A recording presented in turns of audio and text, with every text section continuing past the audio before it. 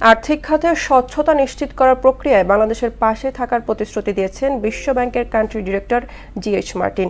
রাজধানীতে অডিটর ও অ্যাকাউন্ট্যান্ট সম্মেলনে তিনি কথা বলেন। এতে অর্থ উপদেষ্টা সালেউদ্দিন আহমেদ বলেন, প্রাতিষ্ঠানিক দুর্নীতির পেছনে পরিচালনা পর্ষদ ও অডিটরদের যোগসাজশ থাকে।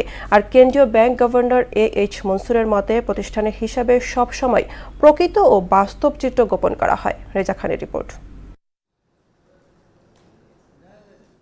রাজধানীর একটি হোটেলে আয়োজন করা হয় অডিটর ও অ্যাকাউন্ট্যান্ট সম্মেলন। এতে বিশ্বব্যাংকের ভারপ্রাপ্ত কান্ট্রি ডিরেক্টর সরকারি বেসরকারি খাতে আর্থিক স্বচ্ছতা নিশ্চিত করার প্রক্রিয়ায় বাংলাদেশের পাশে থাকার আশ্বাস দেন।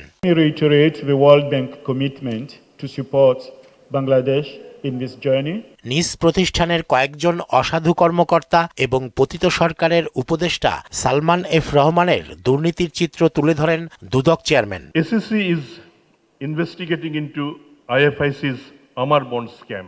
One single Mr. Rahman cannot alone preside over such an unbelievable fraud. We can name at least 3 commissioners of this commission who were accomplices with big financial offenders. এতে বাংলাদেশ ব্যাংক গভর্নর বলেন, আর্থিক খাতের পেছনে যে পরিমাণ দুর্নীতিবাজ লুকিয়ে আছে তাদের বিরুদ্ধে ব্যবস্থা নিতে গেলে ঠকবাজতে গা উজাড় করার মতো অবস্থা হবে।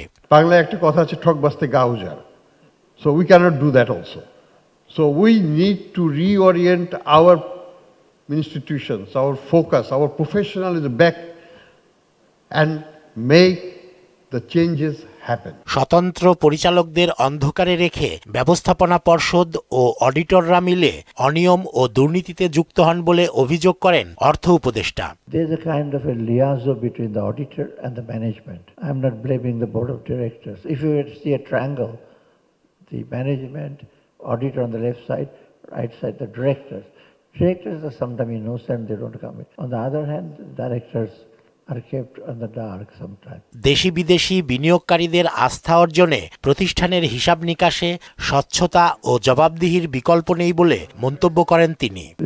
বিদেশি বিনিয়োগ বাড়াতে চাইলে আমাদের ডেফিনেটলি এই যে অডিট। রেজা খান, মোহনা সংবাদ, ঢাকা।